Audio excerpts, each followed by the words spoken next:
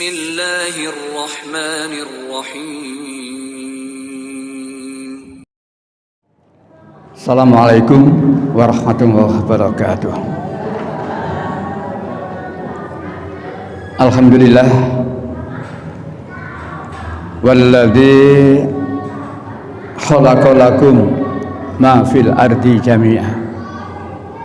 Asyhadu an la ilaha illallah wahdahu la syarikalah wa asyhadu anna Muhammadan abduhu wa rasuluh. Allahumma shalli ala Muhammad wa ala Muhammad. Qala Allah ta'ala fil Qur'anil Karim, a'udzu billahi minas syaitonir rajim. Ya ayyuhalladzina amanu ittaqullaha wa qulu qawlan sadida. Wa qala ta'ala aidan wa atiullaha wa rasulahu la'alakum turhamun. Ibu-ibu serta bapak sekalian yang saya hormati, yang senantiasa dirahmati Allah. Alhamdulillah, pagi hari ini rahmat Allah tetap tercurahkan pada kita semuanya, sehingga kita tetap dalam keadaan beragama Islam, tetap dalam keadaan beriman. Dan inilah rahmat yang paling besar yang telah diberikan Allah kepada kita. Tanpa Islam, neraka besok tempatnya. Tanpa iman, neraka besok tempatnya. Walaupun dia termasuk orang yang kaya raya, tapi kalau tidak ada Islam dalam hatinya, neraka besok. Walaupun dia mempunyai pangkat begitu banyak, kalau tidak ada iman, neraka besok tempatnya. Oleh karena itulah, ibu bapak, jaga baik-baik Islam yang ada pada diri kita, jaga baik-baik. Dan bahkan Allah menyuruh kepada kita, udkhulu fis-silmi kafah, masuklah kamu dalam Islam secara kafah, secara keseluruhan. Jadilah kamu orang Islam yang berkualitas. Jangan setengah-setengah menjadi orang Islam, tapi sungguh-sungguh. Begitu pula iman. Nah, jangan iman eto-etoan, tapi iman seperti yang diharapkan oleh Allah. Ulaika humul mu'minuna haqqan. Mereka itulah orang beriman dengan sebenar-benarnya. Nah, para jamaah, ibu bapak yang dirahmati Allah, semoga Allah senantiasa memberikan limpahan rahmat pada kita dan tidak kita dimatikan kecuali dalam keadaan husnul khotimah. Amin ya rabbal alamin. Kita awali ngaji kita pada pagi hari ini dengan baca basmalah. Bismillahirrahmanirrahim. Ya Bapak yang saya hormati,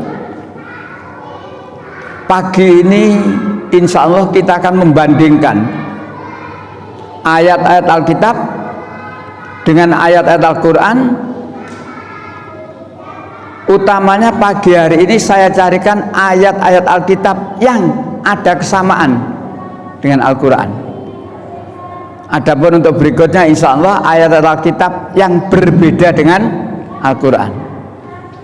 Jadi ada kalanya ayat-ayat Alkitab itu sama dengan Al-Quran, tapi ada kalanya ayat Alkitab itu beda dengan Al-Quran.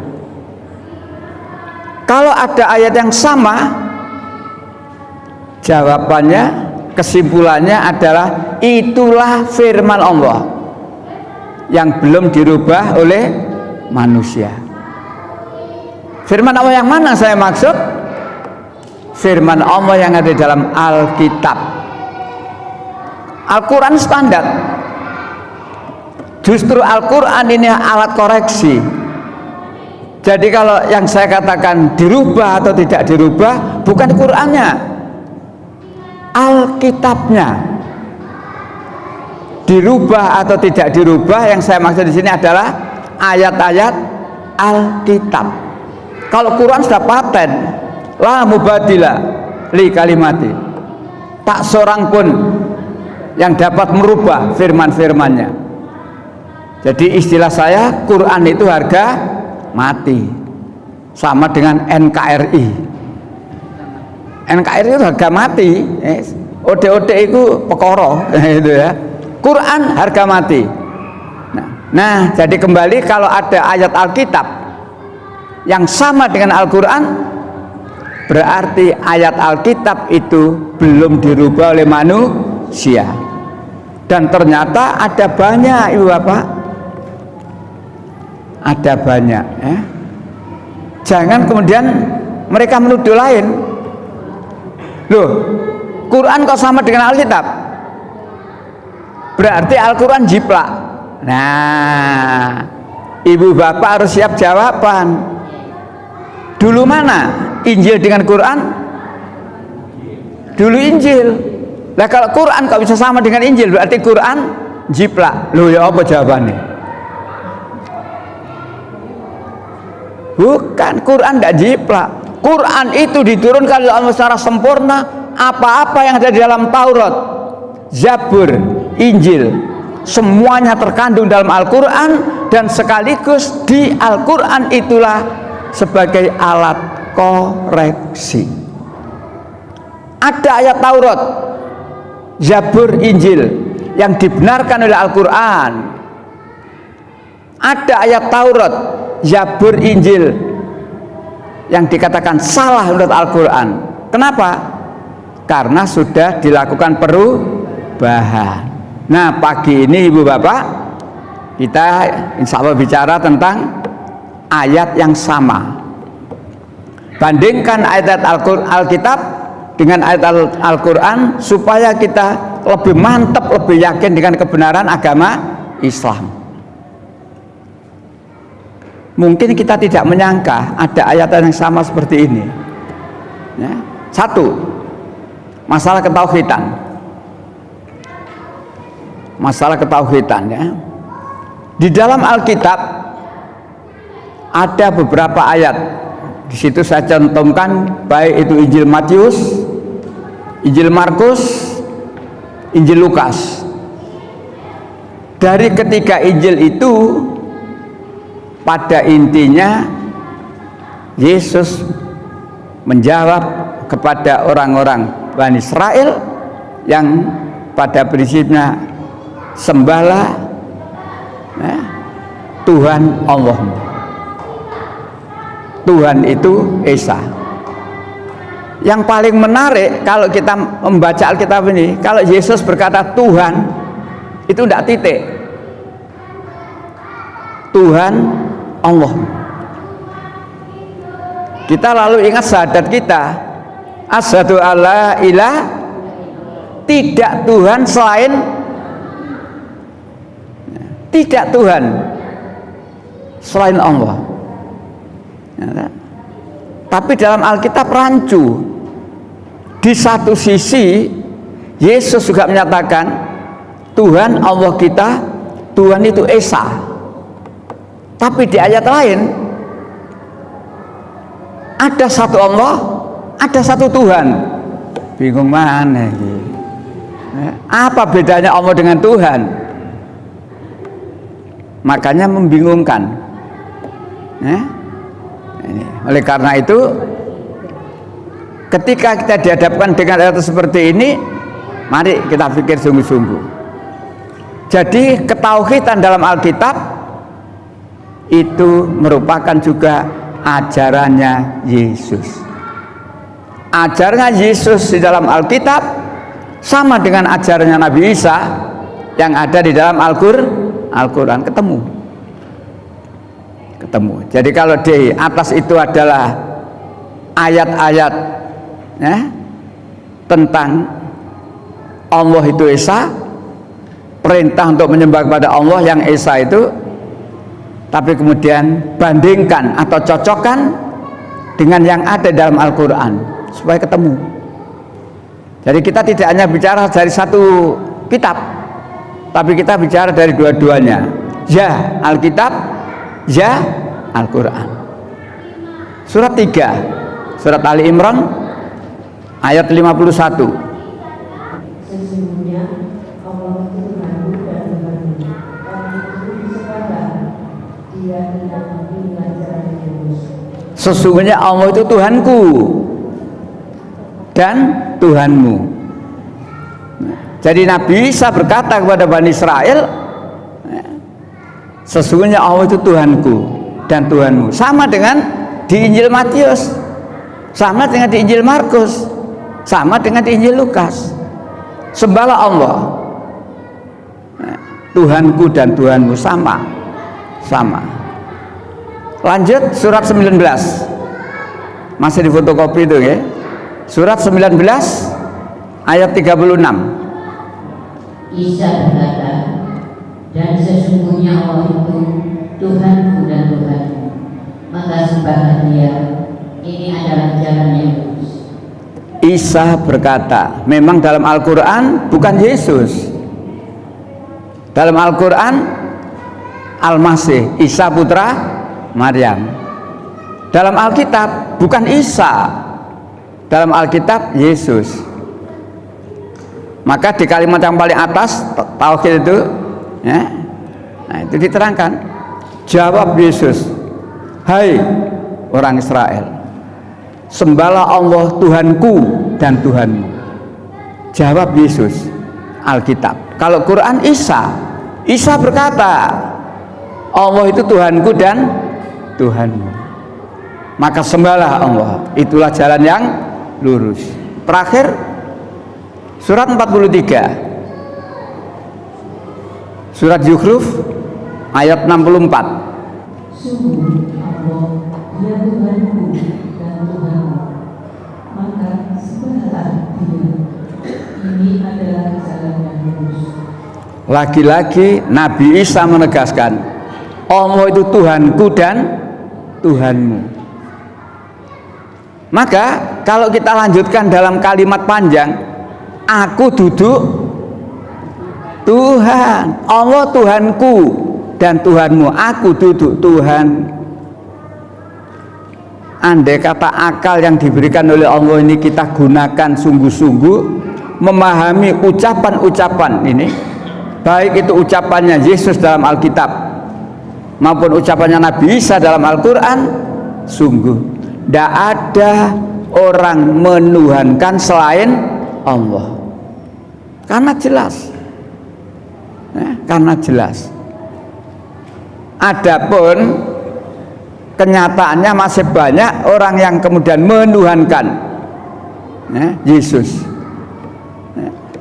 Ya banyak sebab.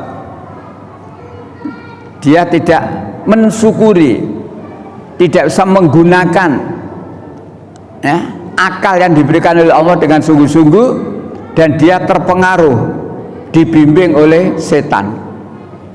Mengapa orang itu dibimbing oleh setan? Karena dia tidak mau dengan Al-Quran. Siapa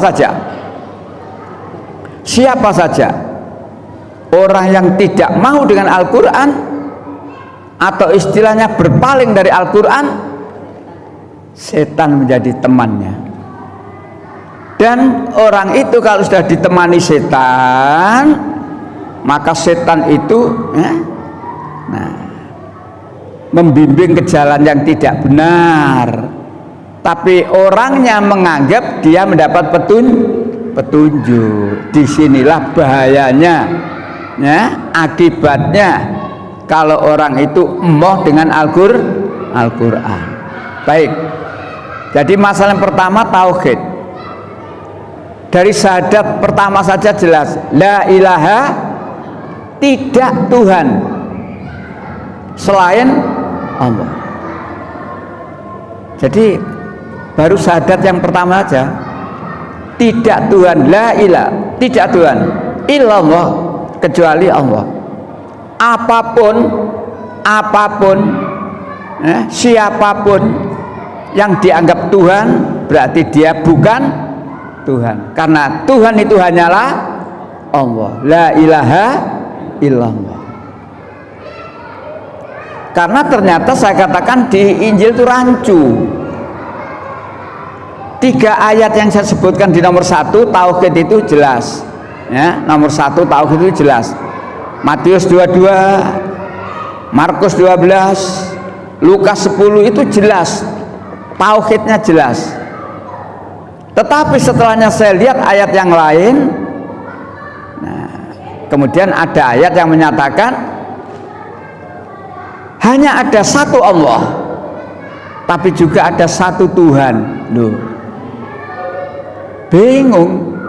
Nah, bandingkan dengan pernyataan kita la ilaha illallah, sudah jelas. Inilah kalau kita membandingkan ketauhidan kita dengan ketauhidan yang ada dalam Alkitab, andai kata tidak dirubah-rubah, maka kesamaan-kesamaan ini terbukti. Bapak saya hormati, yang nomor dua, kalau Yesus itu bukan Tuhan, kalau Nabi Isa itu bukan Tuhan, kalau Al-Masih Isa putra Maryam bukan Tuhan, siapa dia? Kalau Yesus bukan Tuhan, siapa dia? Nabi. Kalau Al-Masih bukan Tuhan, siapa dia? Nabi. Sama, beda istilah. Yesus versi Injil, Al-Masih putra Maryam versi Al-Quran. Tapi siapa dia? Dia adalah utusan Allah. Dari mana kita tahu bahwa Yesus adalah utusan Tuhan? Dari mana kita tahu bahwa Al-Masih putra Maryam itu utusan Tuhan? Dua-duanya dari kitab suci. Bicara Yesus, rujukannya adalah Alkitab. Bicara Nabi Isa, rujukannya Al-Quran. Dan ternyata dua kitab suci itu sama-sama menerangkan bahwa Yesus adalah utusan Tuhan. Begitu pula Al-Masih putra Maryam adalah juga utusan Tuhan. Sama. Kembali pada kesimpulan, loh kok sama? Itulah buktinya ayat Alkitab tentang kerasulan Yesus belum dirubah oleh manusia. Jadi jawabannya ke sana. Jagani kalau ibu bapak dituduh jiplak. Quran itu datangnya terakhir setelah Injil. Kalau kemudian ada ayat Al-Quran yang sama dengan Injil, berarti Quran jiplak, nyontoh. Jawabannya tidak begitu.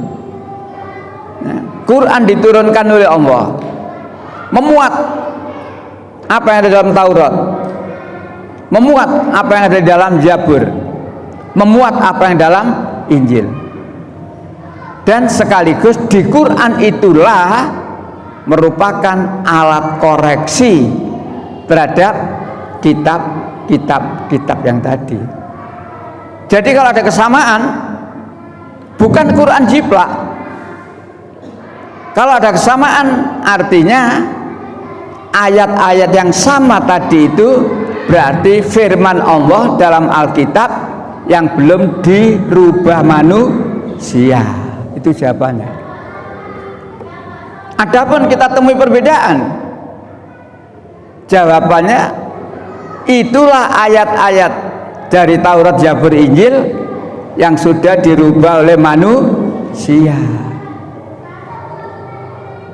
Saya sering menyampaikan, kalau Al-Quran itu sebagai petunjuk, Al-Quran sebagai pembeda, Al-Quran sebagai as-sifa, sudah banyak diterangkan oleh para ustadz.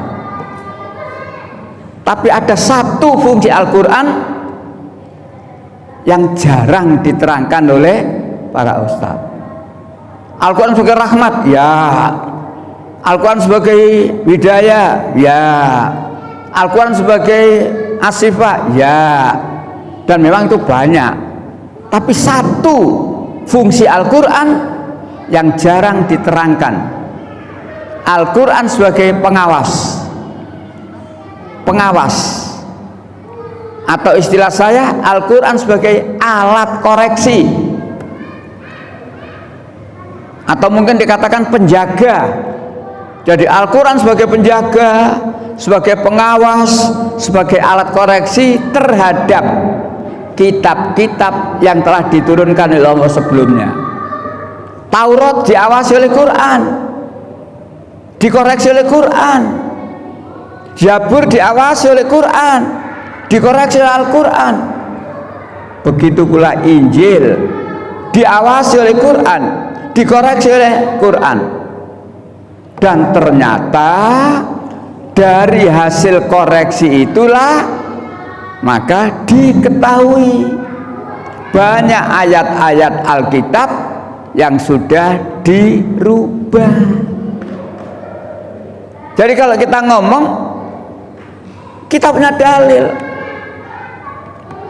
Lalu pada tahap berikutnya kita dikejar, mana buktinya?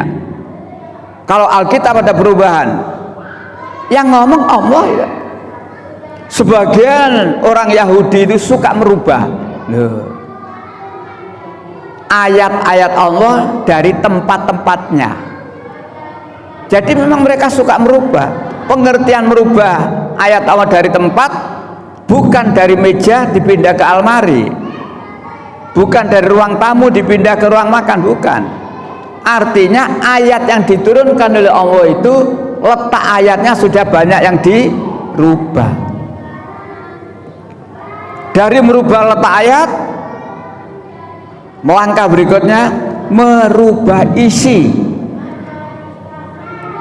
Ibu, bapak masih ingat tentang korban kelahiran Iska, dilompatkan ayatnya. Iska itu lahirnya setelah peristiwa korban. Jadi waktu korban Iska belum lahir. Tapi dalam Alkitab lahirnya Iska dilompatkan.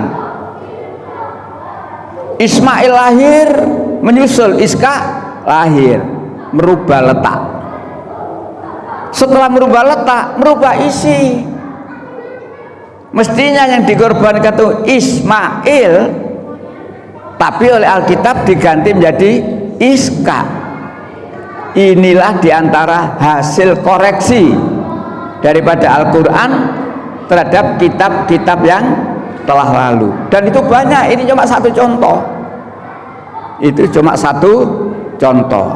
Termasuk tadi yang nomor satu ketauhidan tadi, ya, banyak koreksi dari Al-Quran.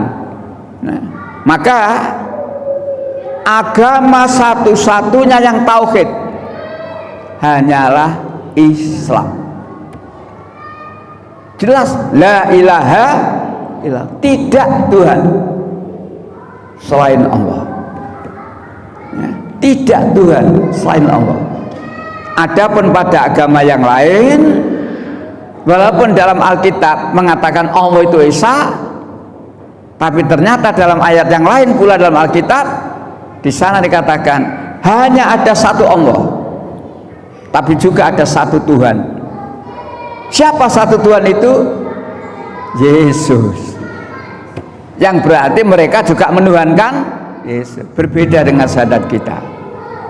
Kembali kita kepada nomor 2, membuktikan bahwa Yesus itu adalah utusan Tuhan menurut Alkitab.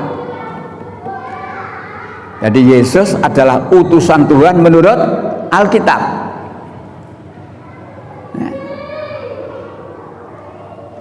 Saya tulis dalil-dalilnya itu jagani.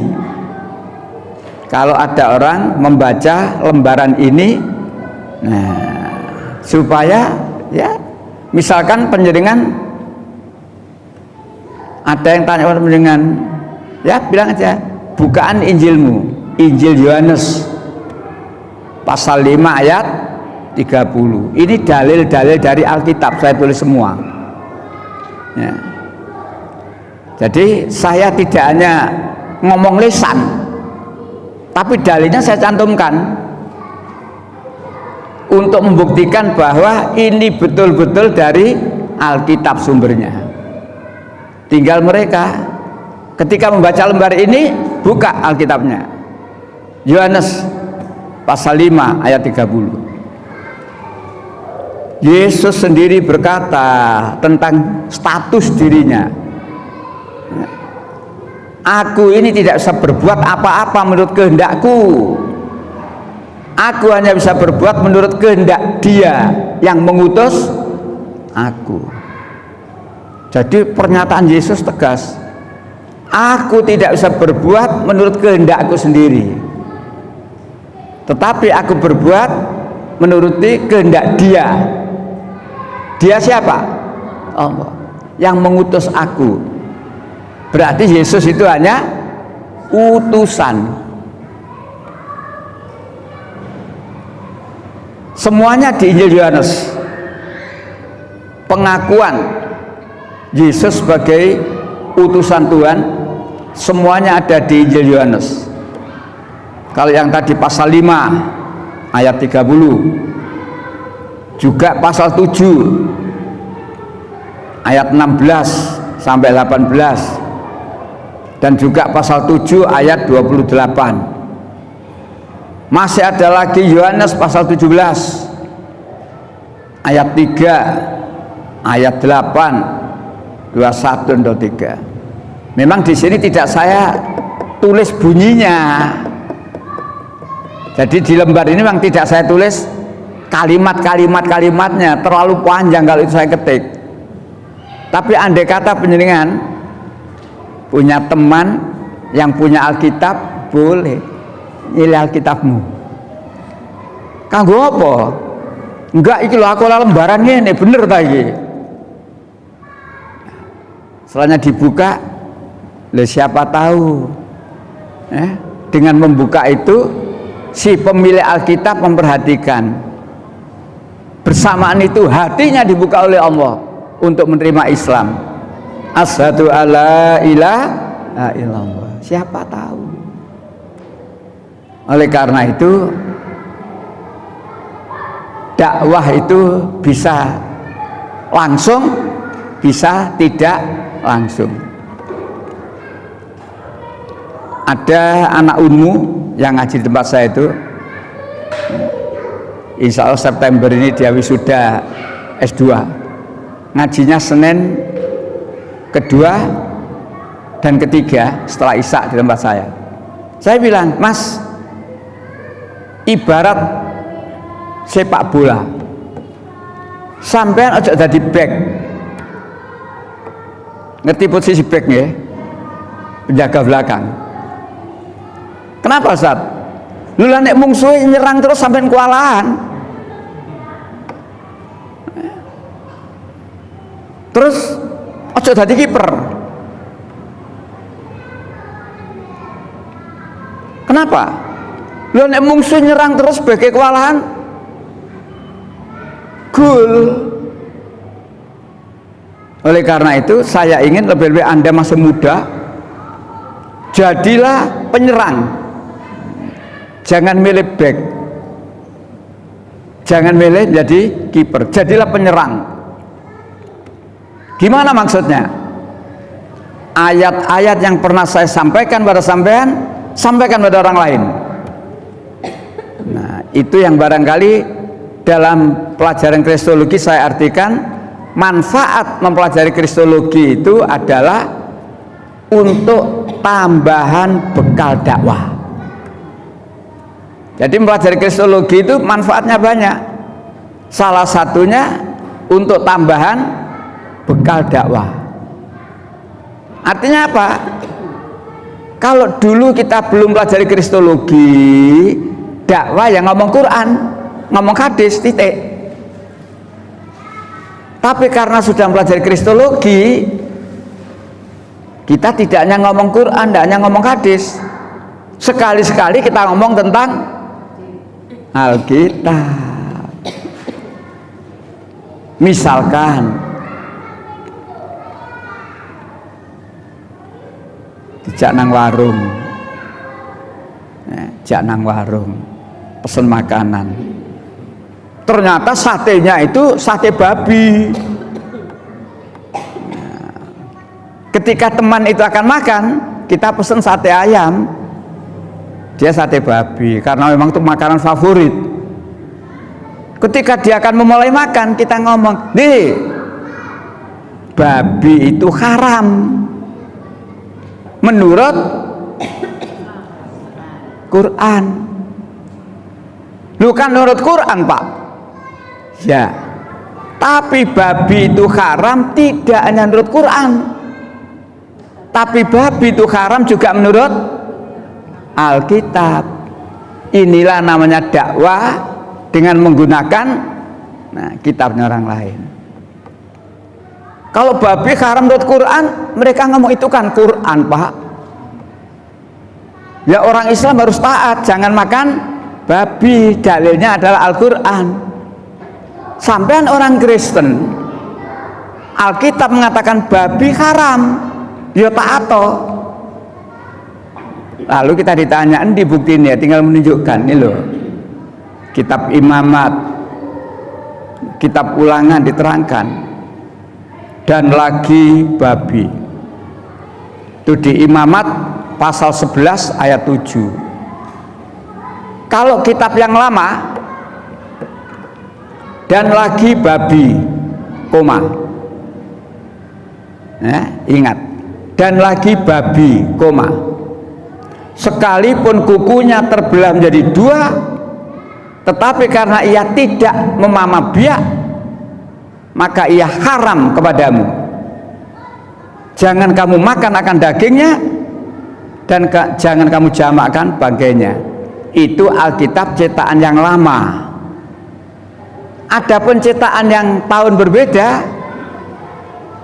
dan lagi babi hutan, koma. Yang tadi apa? Babi, koma. Yang ini babi hutan. Berarti yang haram hanya babi di hutan. Cina pasar genteng halal. Kelihatan sepele, dan masih banyak halal seperti itu. Kembali, ibu bapak yang saya hormati, Yesus sebagai utusan Tuhan, dalilnya Alkitab. Injil Yohanes yang saya sebutkan beberapa ayat itu, semuanya itu adalah ucapan Yesus sendiri yang menyatakan dirinya hanyalah utusan Tuhan. Adapun Al-Quran jelas. Maka poin nomor 2, bandingkan dengan Al-Quran. Kalau Yesus mengatakan dia adalah utusan Tuhan berdasarkan Alkitab, maka di Al-Quran Isa Al-Masih putra Maryam juga menyatakan dia hanyalah seorang Rasul, sama. Surat 3 ayat 48, dan ya Allah mengajarkan kepadanya Isa kitab, hikmah, Taurat dan Injil. 49, dan sebagai Rasul kepada Bani Israel. Dan sebagai Rasul, sebagai apa? Rasul. Jelas bahwa Nabi Isa itu sebagai Rasul. Kitab yang pernah diturunkan oleh Nabi Musa kepada Nabi Daud, yang juga terangkum dalam Injil, diturunkan kepada Nabi Isa, dan dia sebagai Rasul kepada Bani Israel. Jadi dari artinya jelas kerasulan Nabi Isa berdasarkan Al-Quran, kerasulan Yesus berdasarkan Alkitab, sama. Ayat lain, surat 19, surat Maryam ayat 30. Dan dia Isa berkata, sesungguhnya aku hamba Allah, Dia memberiku kitab izin, dan Dia menjadikan aku seorang nabi. Dia menjadikan aku seorang nabi. Ya.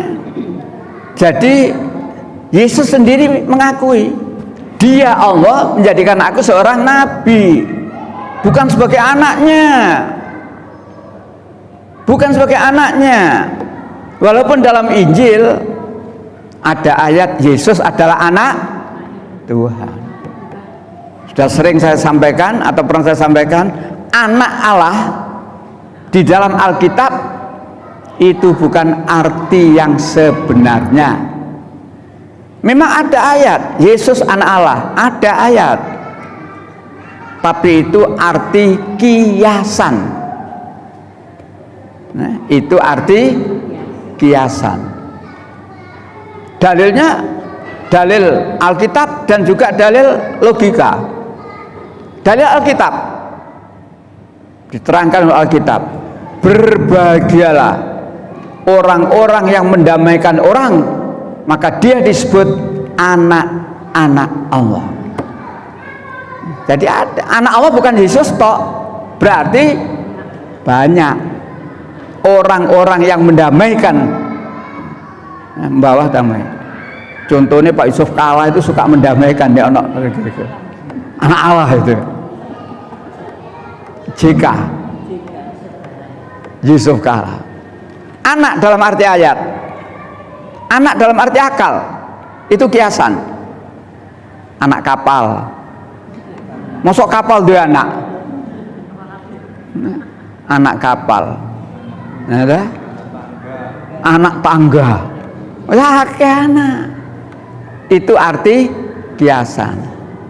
Jadi saya tidak menolak ada ayat yang menyatakan Yesus adalah anak Allah, tapi itu bukan dalam arti anak yang sebenarnya. Arti yang sebenarnya apa? Yesus itu orang yang dikasihi oleh Allah karena ketaatannya terhadap aturan Allah. Baik, masih nomor 2, pembuktian bahwa Yesus sebagai utusan Tuhan berdasar Alkitab, dan Yesus atau Nabi Isa ya, sebagai utusan Tuhan berdasar Al-Quran. Surat 5 Al-Maidah 75.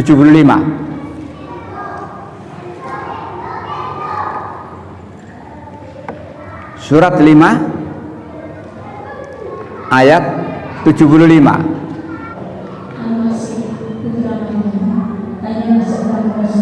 Al-Masih putra Maryam hanyalah seorang rasul. Jadi kalau Quran jelas, tidak ada ayat yang rancu dalam Al-Quran. Lanjut. Sebelumnya pun sudah berlalu beberapa rasul dan ibunya seorang yang berpegang teguh pada kebenaran. Itulah, ampun, sampai di situ. Kita ambil aja supaya ayat yang lain bisa masuk. Surat 43 Yukhruf ayat 59. Dia Isa tidak lain hanya seorang hamba yang kami berikan nikmat kenabian. Hamba, dia Isa in huwa ila abdun. Dia Isa tidak lain hanya seorang hamba, lalu dia diberikan nikmat kenabian, artinya sebagai hamba Allah dipilih oleh Allah menjadi nabi. Nah, itulah ayat-ayat Al-Quran yang menerangkan tentang Al-Masih Isa putra Maryam adalah sebagai utusan Tuhan. Sama ya. Jadi memang pagi ini saya menyampaikan kesamaan untuk lebih meyakinkan tentang kebenaran Al-Quran ya, karena sudah terbukti seperti itu. Baik, lanjut yang ketiga. Kalau Yesus bukan Tuhan, Yesus hanya utusan Tuhan, kepada siapa Yesus diutus? Kepada Bani Israel. Jadi sopo? Yesus diutus oleh Tuhan untuk Bani Israel. Jadi sopo? Jadi Alkitab, jadi Al-Quran. Jadi sama. Pemilik Alkitab kalau mau buka Alkitabnya ketemu, oh tiba Yesus juga kanggo wong rungkut. Lah kanggo sapa? Untuk Bani Israel. Ini Alkitab. Orang Islam juga harus tahu, oh ternyata Nabi Isa itu diutus oleh Allah hanya kepada Bani Israel. Pembuktian. Nah, nomor 3, diutus hanya kepada Bani Israel. 2 ayat Itu yang ngomong Yesus sendiri. Injil Matius pasal 10 ayat 5 dan ayat 6. Di ayat itu Yesus berkata kepada murid-muridnya. Jadi Yesus berkata pada murid-muridnya, menyuruh murid-muridnya dakwah. Jadi murid-murid Yesus disuruh Yesus dakwah. Tapi Yesus berkata, jangan kamu masuk negeri orang kafir, dan jangan kamu masuk ke negeri orang Samaria, melainkan masuklah kamu kepada orang-orang Israel saja. Jadi Yesus tidak mau menyalahi SK dari Allah kepada Yesus. Kamu tak angkat menjadi rasul, tak tugas rasul hanya kepada Bani Israel saja.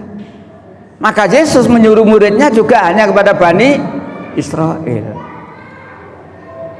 Adapun satunya Matius 15:24. Kalimatnya jelas. Jawab Yesus. Ada keterangan itu. Jawab Yesus.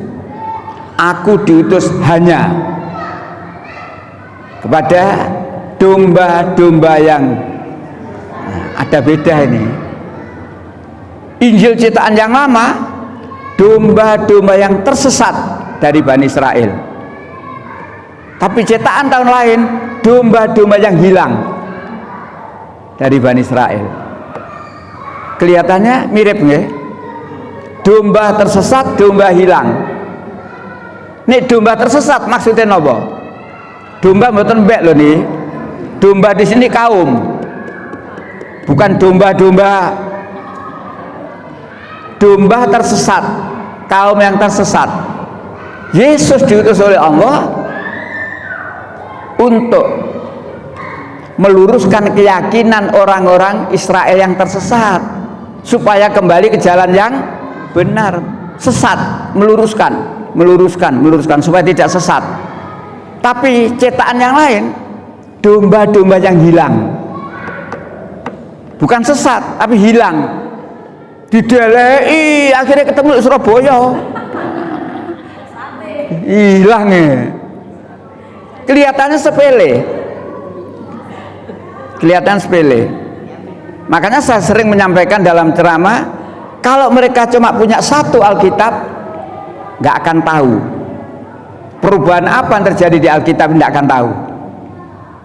Tapi kalau mereka punya lebih dari satu yang beda tahun, yang kemudian dicari ini perbedaannya, baru ketemu.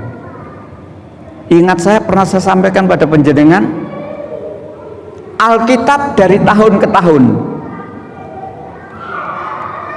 Mungkin sudah pernah, tapi kalau belum pernah, insya Allah kapan-kapan tak, supaya tahu. Dari tahun ke tahun, tahun ini bunyinya begini, tahun itu bunyinya beda. Sing di sebener bingung Tuhan. Seperti tema yang pernah saya sampaikan, semakin ditanya, semakin bingung. Timbang bingung, tinggalan meloo, beres. Timbang bingung, tinggalan meloo aku. Quran tidak akan membingungkan. Quran inilah, ikuti Al-Quran, ini jalan yang lurus.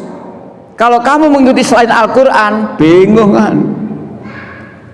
Nah, nomor 3, pengakuan Yesus bahwa dia diutus oleh Allah sebagai utusan Tuhan hanya kepada Bani Israel. Panah yang ada di sebelah kiri, nomor 3. Dalam Alkitab sendiri sudah ada perubahan.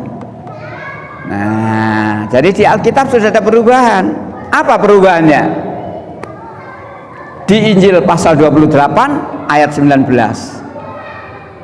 Yesus berkata, pergilah, jadikanlah semua bangsa muridku. Lu, orang yang kritis akan bertanya, Sus, tadi katanya Anda perintahkan ke Bani Israel. Tadi murid-murid dikumpulkan jangan pergi ke bangsa lain. Kok di sini pergilah, jadikanlah semua bangsa. Sing bener. Bingung. Omongannya Yesus bertentangan dengan omongannya Yesus. Nah, Matius bertentangan dengan Matius. Satu lagi, Injil Markus pasal 16 ayat 15. Kalau yang di atas itu pergilah, jadikanlah semua bangsa. Adapun Markus 16, pergilah ke seluruh dunia dan beritakanlah Injil kepada segala makhluk. Luar biasa ini. Saya ingat di sana di Rungkut Barata itu ada masjid, namanya Al-Muslimun. Dulu masih jelek. Saya dulu sering di sana, sebelahnya masjid itu, jadi ada gang terus ada rumah. Itu rumahnya hakim pengadilan tinggi. Saya sering ke sana, nah, dan saya pernah dialog dengan beberapa orang di sana. Beberapa orang sana. Saya bilang, tuan-tuan, Injil Anda kebablasan. Loh, maksudnya gimana? Ini loh, Yesus berkata hanya untuk Bani Israel. Tapi ini Yesus berkata, jadikan semua bangsa muridku. Belum apa-apa. Tapi satunya lagi, pergilah ke seluruh dunia, beritakanlah Injil kepada segala. Saya bilang, makhluk itu tidak hanya manusia. Makhluk itu tidak hanya manusia, baru dia menang. Jadi saya masih punya kesan di sebelahnya Masjid Al-Muslimun itu. Orangnya sekarang sudah pindah, sudah pensiun, hakim pengadilan tinggi dulu, Pak Mahmud namanya. Jadi orang Bugis. Nah, awal-awal saya di sana. Baik, itulah Injil. Makanya saya beri tanda panah. Dalam Alkitab sendiri sudah ada perubahan. Maka orang Nasrani bingung, apakah Yesus untuk Bani Israel titik atau untuk yang lain, bingung. Kembali untuk pembandingnya adalah Al-Quran, kalimat di bawahnya, bandingkan dengan Al-Quran. Nah, seperti tadi nomor 2 tadi, surat 3 ayat 49, jelas. Ya, jelas. Yesus itu hanya untuk Bani Israel. Sama juga dengan surat 43 ayat 59 tadi. Jadi jelas. Bapak yang saya hormati, yang lain sekarang, supaya pendidikan tidak bosan dengan lembaran itu.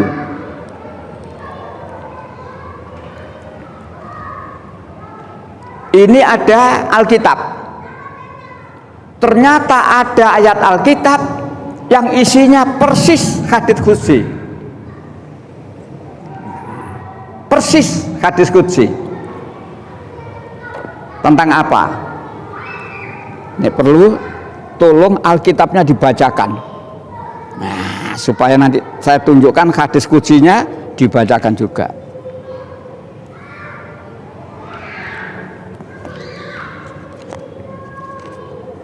Matius 25 31 sampai 46. Matius 25. Sing sik cetha sapa nggih? Nah, tolong dibacakan tapi tidak usah bismillah. Matius 25. Ya, ini spesial ya, ini spesial. Tumon ta Injil padha karo hadits qudsi. Terbukti ya. Jadi kalau sampean bawa satu ayat ini saja, Matius 25, nah mulai dari sini ayat 31 terus nanti Ya, pakai mic. Monggo.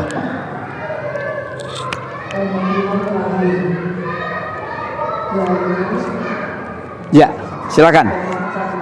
31 apabila anak manusia datang dalam kemuliaannya dan semua malaikat bersama-sama dengan dia, maka ia akan bersemayam di atas tahta kemuliaannya. Lalu semua bangsa akan dikumpulkan di hadapannya dan ia akan memisahkan mereka seorang daripada seorang. Akan memisahkan seorang daripada seorang. Lanjut. Sama seperti gembala memisahkan domba dan kambing. Gembala memisahkan domba dan kambing.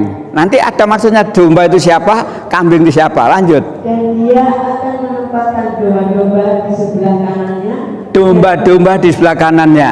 Terus kambing-kambing di sebelah kirinya. kambing-kambing sebelah kiri. Terus Dan raja itu akan berkata kepada mereka yang di sebelah kanan domba.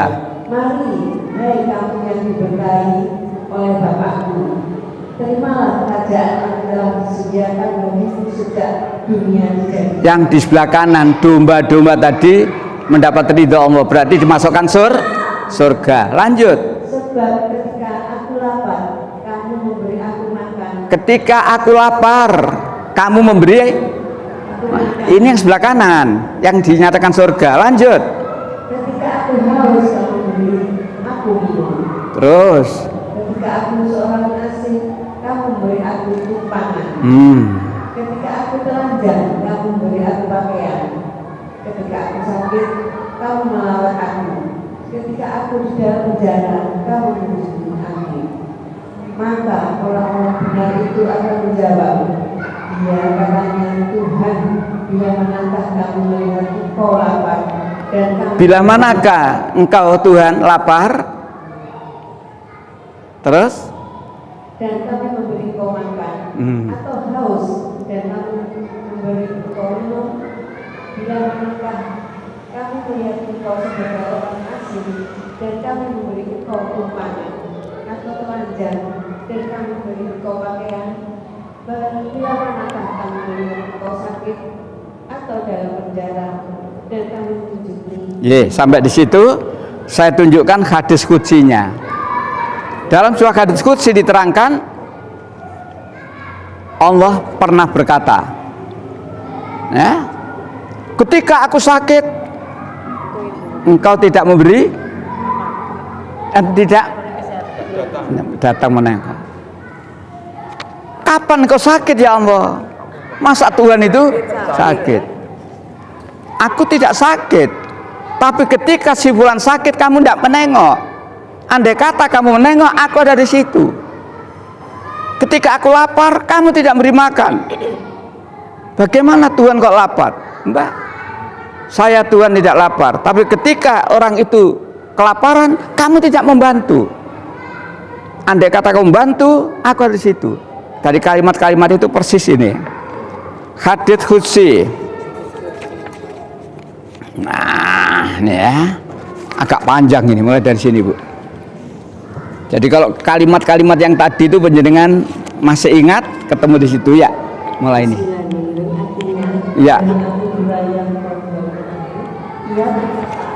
Rasulullah SAW bersabda, sesungguhnya Allah yang Maha Mulia dan Maha Besar berfirman pada hari kiamat, wahai anak Adam, aku sakit, namun kamu tidak menunggu. Wahai anak Adam, sesungguhnya aku sakit, tapi kamu tidak menjengukku. Lanjut. Dia berkata, wahai Tuhan saya, bagaimana saya menjengukmu dengan sedang Engkau adalah Tuhan semesta alam. Terus. Dia berfirman, tidakkah kamu mengetahui bahwa hambamu tulang sakit, namun kamu tidak menjenguknya?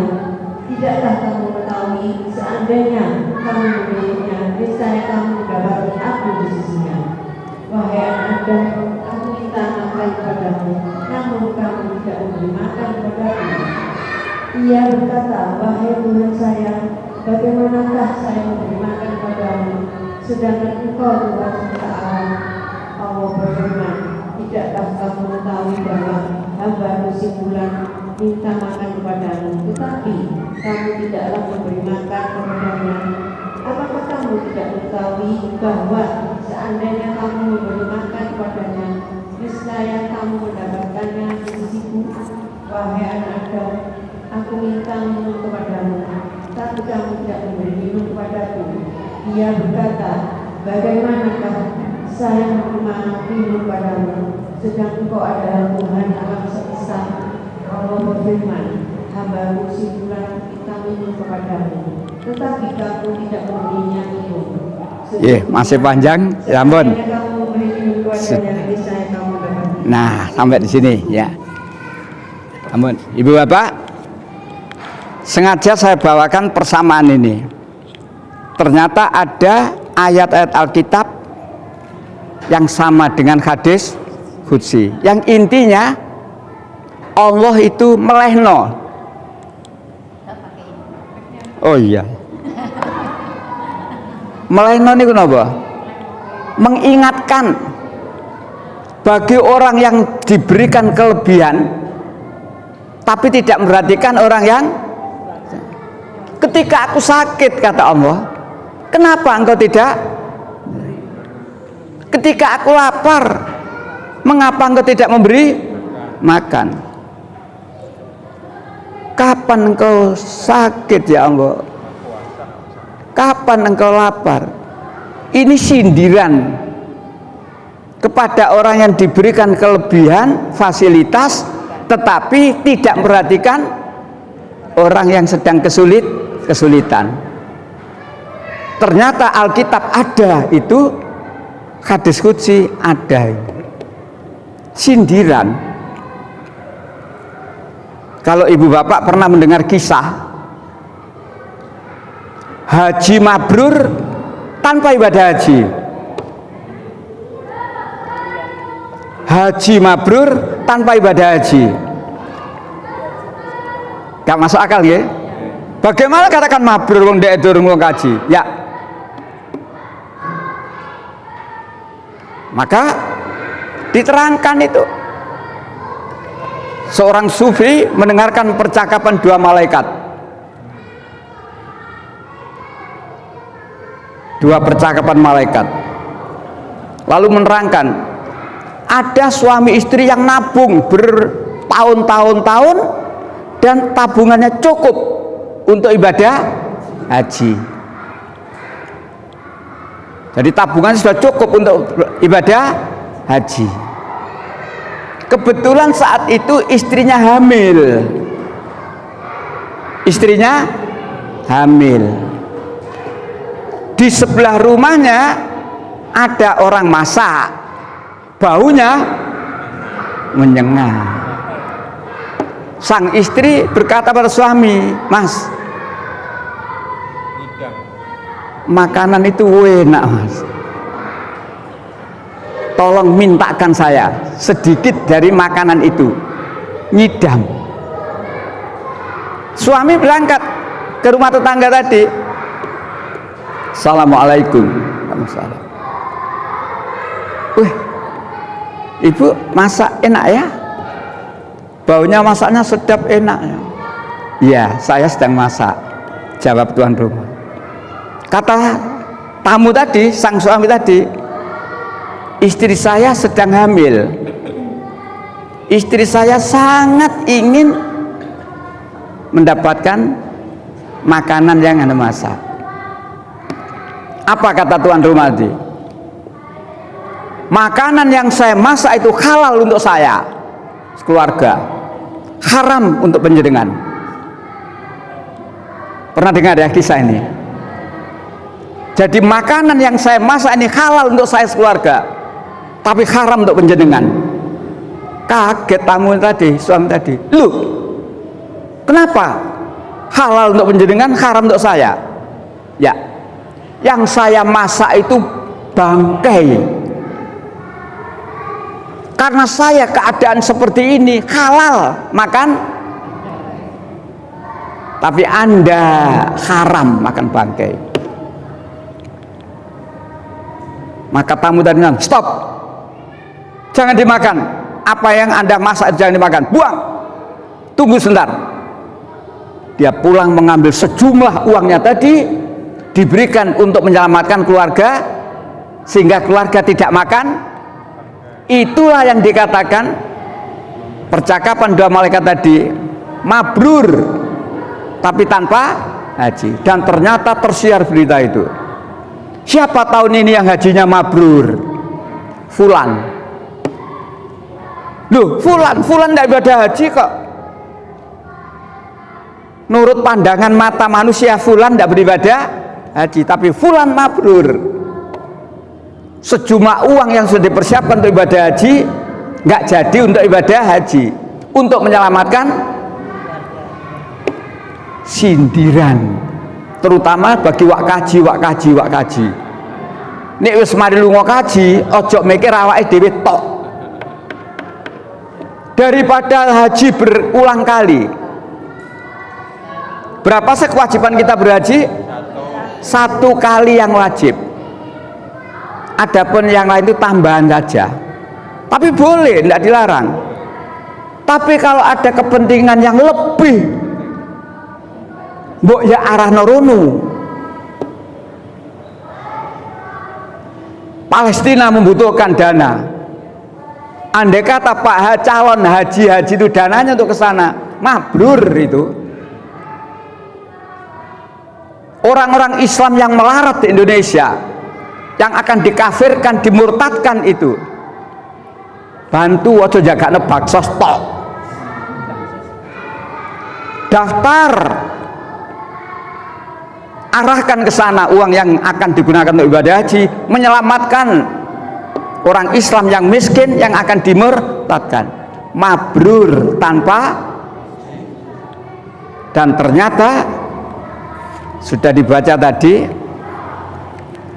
di Injil Matius pasal 25 ayat 31 sampai 41, panjang tadi itu. Jadi dipisahkan, ini domba sebelah kanan. Domba itu kiasan orang-orang yang berbuat baik. Ini kambing di sebelah kiri. Kambing. Memang untuk masyarakatnya seje kok. Wedhus seje. Wedhus seje. Nah, maka yang di sebelah kanan tadi itu yang tadi itu. Nah, mudah-mudahan kesamaan ini lebih meyakinkan kita ada ayat Alkitab yang masih belum dirubah. Baik, Ibu Bapak saya hormati. Baru nomor 3. Atau ada yang ingin tanyakan, ingin disampaikan? Monggo, mungkin ada yang ingin disampaikan. Silakan Bapak. Ye, Mike, Pak Santoso mau tanya, ya.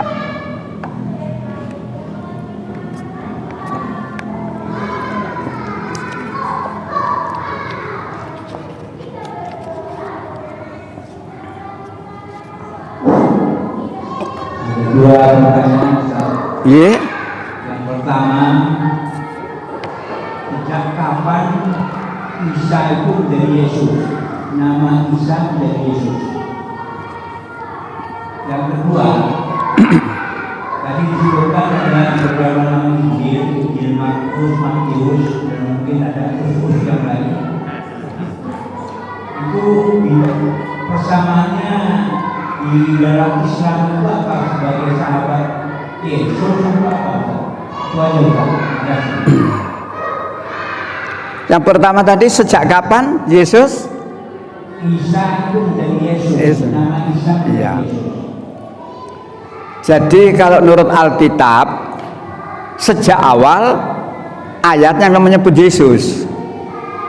Jadi bukan ada peralihan nama. Sejak awal memang di Alkitab namanya Yesus. Jadi misalkan di bab pertama itu silsilah kelahiran Yesus. Jadi memang namanya Yesus. Tetapi Yesus pada awalnya itu hanyalah hamba. Tetapi kemudian Yesus berubah, dikatakan anak Tuhan atau dipertuhankan. Sejak kapan? Nah, saya bukan menjawab, saya tidak menerangkan sejak kapan nama Yesus, tapi peralihan status. Dulunya Yesus itu adalah hamba, tapi kemudian dinyatakan sebagai anak Tuhan, bahkan ditingkatkan menjadi Tuhan. Sejak kapan? Ada konsili, jadi ada rapat. Ada 4 kali konsili itu. Jadi rapat, konsili pertama, kedua, ketiga, keempat, semuanya katakanlah 90% masih berpihak pada Yesus adalah hamba. Sedikit sekali yang menyatakan Yesus adalah anak Tuhan atau bahkan Tuhan. Tapi kemudian waktu itu penguasa mengatakan, ini sebuah pedang, silakan apa yang bisa kamu lakukan. Intinya tetap mengatakan Yesus adalah Tuhan. Jadi itu ada tahapan. Jadi sebenarnya bukan aklamasi, bukan kesepakatan, tapi sesuatu yang dipaksakan. Itulah dan itu terjadi sejarah jelas itu. Jelas. Sejak itulah lalu ada pengikut-pengikut Yesus yang masih yakin bahwa Yesus itu adalah hamba. Ini yang dimusuhi, dikejar-kejar untuk dibunuh, sampai dia lari ke negeri Damsyik, dikejar. Kelak kalau dia tertangkap akan aku bunuh. Sembunyiannya cuma itu. Jadi memang panjang, intinya perubahan status, bukan perubahan nama. Kalau namanya sejak awal di dalam Alkitab memang Yesus, tapi yang lebih penting adalah perubahan status. Itu adalah status yang dipaksakan, bukan status dari firman Allah. Enggak. Nah, disitulah. Yang kedua, nama tadi Pak? Nama Injil Matius. Oh ya, Matius, Markus, Lukas dan sebagainya itu penulis Injil.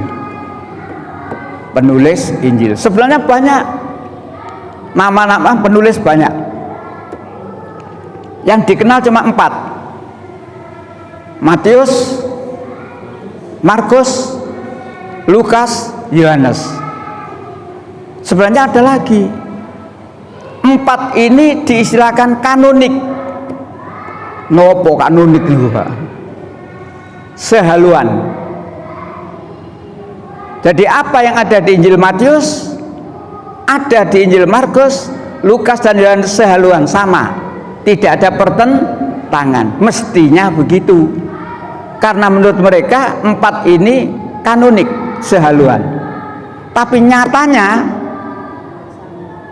contohnya tadi, Matius mengatakan Yesus untuk Bani Israel, Markus pergilah ke seluruh dunia. Lu kok seji?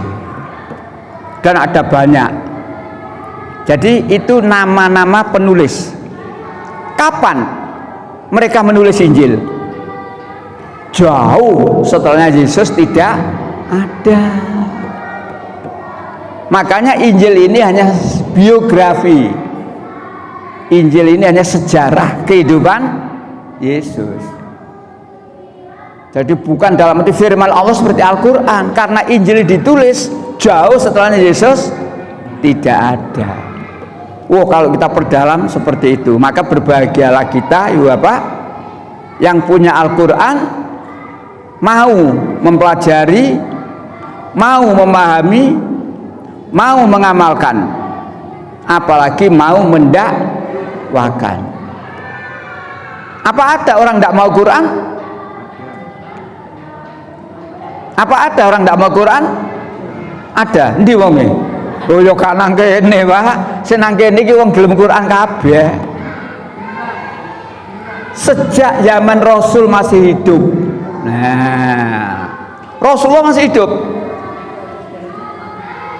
Kaumnya sudah banyak yang mengabaikan. Ini Rasulullah hidup. Apalagi sekarang kita tidak ditunggangi Rasul. Jadi orang yang mengabaikan Al-Quran semakin banyak. Rasul hidup, masih hidup, melihat kaumnya sudah tidak mau dengan Al-Quran atau mengabaikan Quran, diwadulno itu, dilapurno ke siapa? Pada Allah. Lapor, lapor. Apa laporannya? 25:30. Dan Rasul Muhammad berkata, "Ya Tuhanku, sesungguhnya kaumku telah menjadikan Al-Quran ini diabaikan." Ya Tuhanku, sesungguhnya kaumku menjadikan Al-Quran ini diabaikan. Kaum yang mana? Kaum waktu itu dan kaum setelahnya itu hingga kiamat nanti. Banyak kaumnya Rasulullah, banyak umat Islam yang mengabaikan. Itu laporan singkat. Lapor apa? Sesungguhnya kaumku telah menjadikan Al-Quran diabaikan. Diabaikan itu apa? Gak direken. Sing direken apa? Kepres. Sing direken apa? Ya iku. Apa iku jenenge? Dadi sing direken iku klenik iku. Maka seperti yang saya terangkan Kamis kemarin, bulan Suro sing direken kudu gawe bubur, nek gak gawe bubur Suro cilaka. Jadi sing direken mek ngono-ngono tok. Suro keris kudu diumbah, nek gak diumbah kotor. Percaya klenik. Ya. Jadi yang dipercaya. Disinilah Bapak, orang kafir itu pinter. Orang kafir itu pinter. Salah satu di antara kepinterannya orang kafir itu, orang kafir itu tahu nek wong Islam itu bersatu, Islam tidak bisa dikalahkan oleh siapapun. Nek wong Islam bersatu, Islam tidak bisa dikalahkan oleh siapapun. Caranya supaya Islam ini kalah, Islam harus dipecah-pecah-pecah. Dengan apa? Banyak hal. Berita terakhir, mudah-mudahan Muhammadiyah tidak pecah. Nah, disinilah saya khawatir ini pinternya orang kafir. Sebagian pro menerima izin pengusaha tambang, sebagian tidak. Mudah-mudahan tidak pecah karena itu. Boleh jadi loh ini, boleh jadi walaupun ada klausul apabila nanti ada hal yang ini maka dikembalikan. Tapi kan sempat pecah tak? PKB-NU tukaran, PKB muncul, NU kepengen narik PKB nang NU. Jadi PKB, wah aku wis ngene ditarik, wingi-wingi menengai tukaran. Inilah kondisi Islam di Indonesia. Mereka pinter, orang kafir pinter, orang kafir tahu. Maka caranya gimana? Supaya wong Islam iku kalah, wong Islam iku gak menang, supaya wong Islam itu hancur, Quran memberitahu 4126 ya. Dan orang-orang kafir berkata, jangan kamu dengarkan Al-Quran secara sungguh-sungguh dan buat hiruk pikuk, buat kegaduhan agar kamu dapat mengalahkan mereka. Ini komando orang kafir. Dan tidak ada wong Quran gak gelem, ana wong Islam gak gelem ngaji, berarti nurut komandone wong kafir. Ini jelas. Wa qala alladziina kafaru, berkata orang kafir. Ya, disinilah kalimat terakhir, agar kamu dapat mengalahkan mereka. Jadi mengalahkan orang Islam itu gampang. Nopo? Jauhkan orang Islam dari Al-Quran. Nek wis jauh dari Quran, sing diikuti cuma fatwa nenek. Ketika dikatakan kepada mereka ikuti Al-Quran, tidak cukup bagi saya apa dikatakan oleh nenek. Nenek moyangmu itu orang pelaut.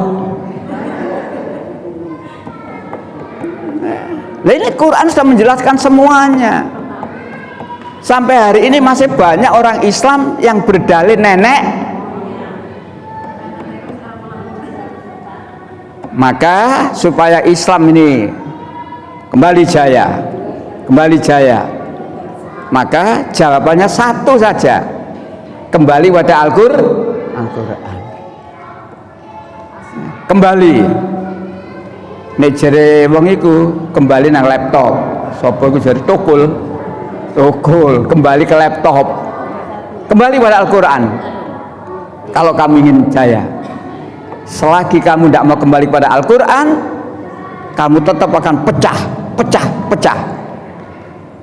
Kembali pada Al-Quran, ketaatan. Saya beri contoh satu saja, ketaatan. Ibu bapak yang saya hormati, November besok ada pemilihan apa? Gubernur, bupati, kepala daerah, milih pemimpin lagi. Quran wis ngatur. Hei orang yang beriman, jangan kamu pilih orang Yahudi dan Nasrani sebagai pemimpinmu. Saya ambil contoh saja. Insya Allah calon gubernur DKI itu nanti akan tarung lagi. Anies Baswedan lawan Ahok. Jilid 2 ini. Dulu kan jilid 1 ya. Jilid 1. Anies lawan Ahok. Menang siapa dulu? Menang Anies. Namun demikian banyak orang Islam waktu itu nyoblos Ahok. Walaupun Anies menang, tapi banyak umat Islam yang nyoblos Ahok.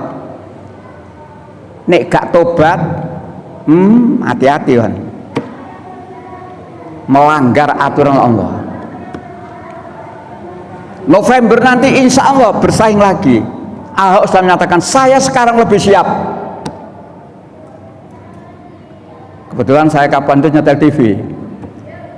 Ahok menyatakan didampingi merah itu, termasuk Mbok saya sekarang lebih siap.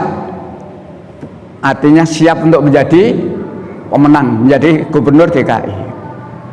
Balik nawang Islam. Ati Allah wa ati Rasul la'alakum turhamun. Kalau kamu taat kepada Allah, milih yang Islam, jangan milih sani, beres.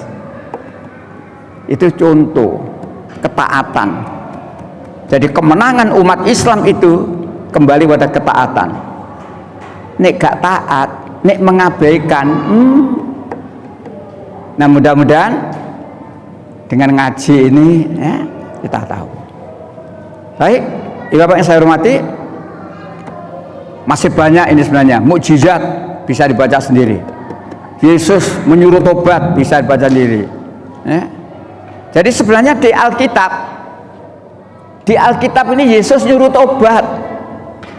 Di Alkitab tidak ada jaminan pendeta mengampuni jemaat, tidak ada. Nah, pastor mengampuni jemaat, praktek begitu. Kebaktian belum dimulai. Seorang jemaat datang kepada pastor, Bapak, saya banyak dosa Bapak, ampuni dosa saya Bapak. Salib ditaruh di atas kepala, dosamu sudah saya ampuni. Itu keyakinan di agama Katolik.